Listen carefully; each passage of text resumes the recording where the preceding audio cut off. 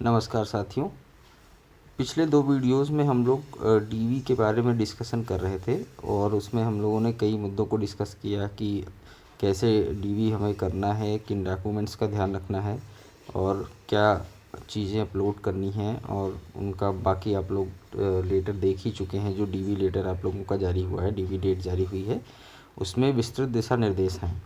लेकिन आप लोगों को जो कन्फ्यूज़न बनी हुई है कि क्या क्या डिटेल्स मांगी जाएंगी, जैसे केसेस से रिलेटेड बहुत सारे लोगों ने पूछा है, और उसके बाद में किसी ने अपने अंक गलत डाल दिए हैं, उसके संबंध में क्या करना है, और किसी ने अपना पासिंग ईयर गलत डाल दिया है, उसके संबंध में क्या करना है। तो इस वीडियो में हम लोग जो है हमारा डीवी लेटर देखेंगे। जो मेरा जब डीवी हुआ था, तो जो डीवी लेटर हम लोगों को पोर्टल से डाउनलोड करना था, उसके बाद में उसमें डिटेल फिलअप करके फिर आयोग में हम लोगों की ऑफलाइन डीवी हुई थी, तो वो हम लोग देखेंगे आज। और अभी डीवी लेटर पर हम लोग चलेंगे।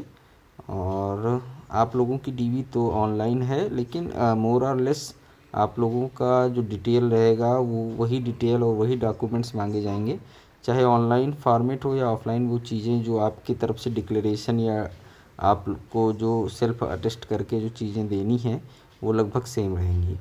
तो चलिए स्टार्ट करते हैं। तो चलिए देखते हैं।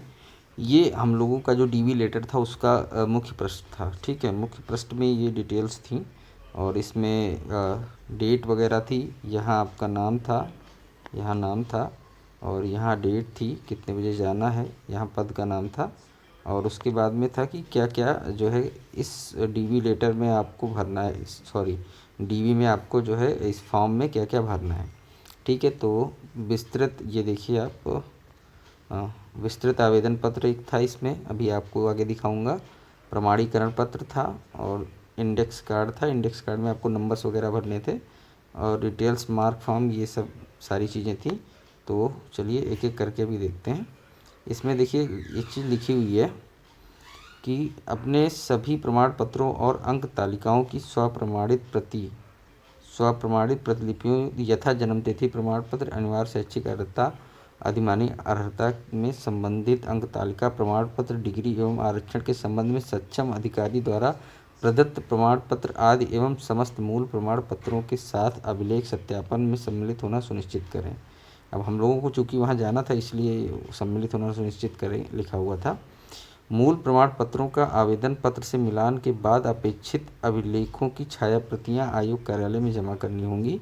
यदि ऑनलाइन आवेदन पत्र में आप द्वारा दी गई शैक्षिक अर्हता, अनुभव आदि से संबंधित सूचना आपके मूल अभिलेख से भिन्न या गलत पाई जाती है, तो अब आपको अभिलेख सत्यापन से वंचित कर दिया जाएगा। अब देखिए, इसमें अगर आपने कोई डिटेल गलत डाली हुई है, आपके पास वो अनुभव नहीं है या वो अर्हता नहीं है, तो जो है आपको भिन्न या गलत पाई जाती है। गलत या भिन्न अगर मिसमैच है और गलत है, तो दोनों केस में आपको वंचित कर दिया जाएगा। ठीक है, और अब इसमें ये भी लिखा हुआ है, अभ्यर्थियों को यह स्पष्ट किया जाता है कि उनके शैक्षिक अंक पत्र, प्रमाण पत्र उपर्युक्त विज्ञापन की अंतिम तिथि से पूर्व का होना आवश्यक है।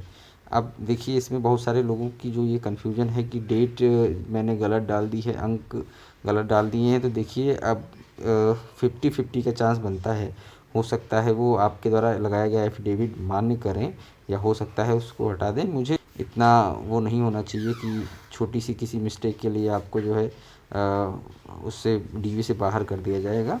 लेकिन आगे आप देखते हैं। उसके बाद में फ़ोटो के बारे में है, और फ़ोटो अपने विभागाध्यक्ष अथवा जहाँ आपने शिक्षा पाई हो उस संस्था के प्राचार्य, ठीक है, अथवा स्वप्रमाणित कर ये लगाएं। ठीक है, स्वप्रमाणित भी लगी थी, कोई भी लगा सकते हैं।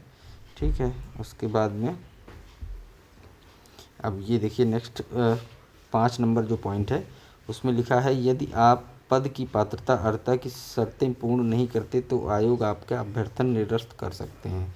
यह स्पष्ट किया जाता है कि आयोग अंक तालिकाओं को सम्मिलित परीक्षा के मूल प्रमाण पत्र एवं अथवा डिग्री के स्थान पर मान्य नहीं समझते, और केवल अंक तालिकाओं के आधार पर आपको संबंधित परीक्षा उत्तीर्ण नहीं माना जाएगा। जिन परीक्षाओं के परीक्षाफल हाल में प्रकाशित हुए हों, परीक्षा संस्था ने नियमित प्रमाण पत्र अथवा उपाधि नहीं दिए हों, उनके लिए औपबंधिक सर्टिफिकेट मूल प्रमाण पत्र के स्थान पर दिखाना आवश्यक होगा। मतलब प्रोविजनल अगर आपके पास है तो भी चल जाएगा, ठीक है।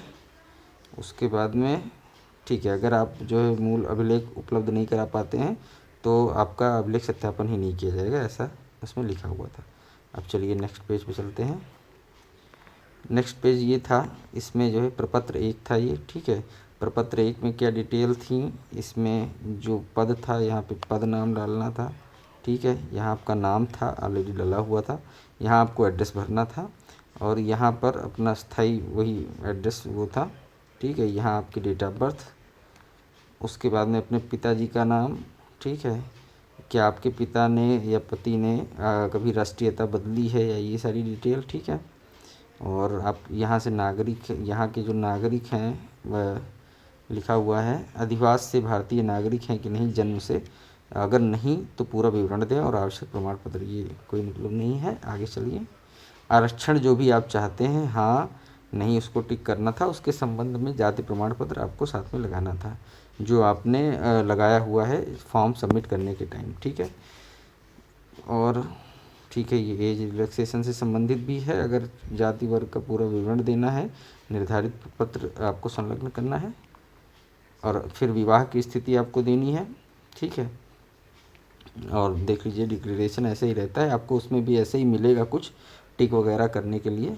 फिर उसके बाद में सभी शैक्षिक अथवा प्राविधिक परीक्षाओं जिनमें अभ्यर्थी उत्तीर्ण हैं उन उपाधियों का पूरा विवरण आपको यहाँ विषय डालने होंगे, हाई स्कूल, इंटर और ग्रेजुएशन, फिर पोस्ट ग्रेजुएशन। उसके बाद में अन्य जो भी हैं ग्रेडिंग, वर्ष और ये सारी डिटेल आपको इसमें भरनी होती है, ठीक। खेल कूद से संबंधित वगैरह है। अगर इसके पहले आप जो है कहीं नियुक्त थे या किसी जॉब में थे, गवर्नमेंट जॉब में, या अभी नियुक्त हैं कहीं, तो उसके बारे में जो है आपको यहाँ डिटेल देनी होगी, ठीक है। और कहाँ पर थे, प्रवेश स्थिति और कब आप वहाँ से निकले, या ये सारी डिटेल, ठीक है। और ठीक है, इसके बाद में हाँ, ये आप सब लोग, बहुत सारे लोग उसमें कमेंट में मेरे में पूछ रहे थे कि किसी मामले में जो है क्या कहते हैं केस चल रहा है तो क्या होगा। उस पर देखिए, क्या अभ्यर्थी को किसी फौजदारी न्यायालय द्वारा दंडित किया गया। फौजदारी मतलब लड़ाई झगड़ा मारपीट वाले में, ठीक है। राजस्व मामला नहीं है ये, दीवानी मामला नहीं है, ठीक है। दीवानी मामला वो होता है जिसमें लैंड डिस्प्यूट हो, आपका किसी के साथ चल रहा हो, जिसमें मारपीट कुछ ना हो, ठीक है। और फौजदारी होता है जिसमें आप लोग लड़ाई झगड़ा किए, मारपीट किए हों उसमें, ठीक है। और ये राज्य लोक सेवा आयोग अथवा किसी अन्य आयोग द्वारा डिबार किया गया है तो यहाँ विवरण देना है। और अगर आपको किसी राजकीय सेवा से कभी हटाया गया तो उसका विवरण यहाँ देना है, ठीक है। फिर आगे बढ़ते हैं। अब हम लोगों से मांगी गई थी, जो हम लोगों ने फ़ीस जमा की थी, फी उसकी डिटेल, ठीक है। तो ये डिटेल यहाँ पर चालान संख्या, तिथि और बैंक का नाम, जनपद इत्यादि ये सब देना था, ठीक है।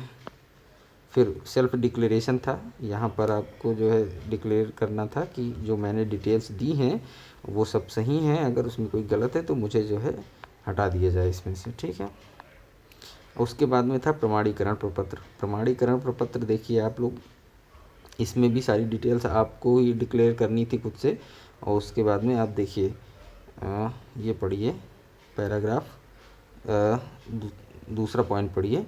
यदि उम्मीदवार इस प्रपत्र को भरने अथवा प्रस्तुत करने के बाद निरुद्ध, दोष सिद्ध, प्रवारित आदि किया जाए तो उसके ब्यौरे उत्तर प्रदेश अधीनस्थ सेवा चयन आयोग लखनऊ को सूचित किए जाने चाहिए। ऐसा न करने पर समझा जाएगा कि तथ्यपूर्ण सूचना छिपाई गई है, ठीक है। अब ठीक है, अब अभ्यर्थी का पूरा नाम, यहाँ आपको नाम, पिताजी का नाम डालना था, माताजी का नाम उपनामों के साथ, और सबकी राष्ट्रीयता, ठीक है। और सारा मकान नंबर, ज़िला और सारी डिटेल यहाँ भरनी थी। और एड्रेस, फिर आयु और शैक्षिक योग्यताएं, जहाँ जहाँ आप यहाँ पर भरना था आपको, high school, inter, graduation, post graduation, यहाँ सारी डिटेल भरनी थी। कब आप ज्वाइन किए, मतलब कब आप एडमिशन लिए और कब आप वहाँ से निकले। और जो परीक्षा का नाम, जो परीक्षा पास की, जैसे इंटर तो इंटर और बीएससी तो बीएससी एग्रीकल्चर या जो भी है, ठीक है। फिर नेक्स्ट, आपने कहीं पहले काम किया है तो उसके बारे में डिटेल इसमें यहाँ देनी थी। अब देखिए ये डिटेल आपको फिर से यहाँ पर मांगी गई है कि अगर आप कहीं किसी न्यायालय द्वारा किसी अपराध के लिए गिरफ्तार हुए हैं या अभियोजित हुए हैं, निरुद्ध अथवा आबद्ध अर्थदंडित, दोष सिद्ध किए गए हैं, या लोक सेवा आयोग से किसी अन्य चयन, लोक सेवा आयोग या किसी अन्य सेवा चयन आयोग द्वारा परीक्षा चयनों में सम्मिलित होने के लिए प्रवारित अनर्ह किए गए हैं, तो उसके संबंध में आपको डिटेल यहाँ पर देनी थी। ठीक है। अब उसके बाद में ये देखिए, एक ये पॉइंट मांगा, ये पॉइंट है, इसमें कहा गया है क्या इस प्रमाणीकरण प्रपत्र को भरते समय आपके खिलाफ किसी न्यायालय, विश्वविद्यालय या किसी अन्य शिक्षा प्राधिकरण संस्था के समक्ष कोई वाद विचाराधीन है। मतलब कि इसमें आपके ऊपर जो भी केस चल रहे हैं उनकी डिटेल आपको इसमें देना होगा। जो भी केस का प्रकार है और कहाँ पर चल रहा है, न्यायालय में चल रहा है, अगर किसी यूनिवर्सिटी ने आपके ऊपर कुछ एक्शंस लिए हैं तो उसको डालना है यहाँ, या किसी अन्य शिक्षा संस्थान ने तो वहाँ डालना है। ठीक है। और उसका पूरा विवरण आपको यहाँ डालना है, केस नंबर वगैरह ETC ये सब इसमें भरना है। ठीक है।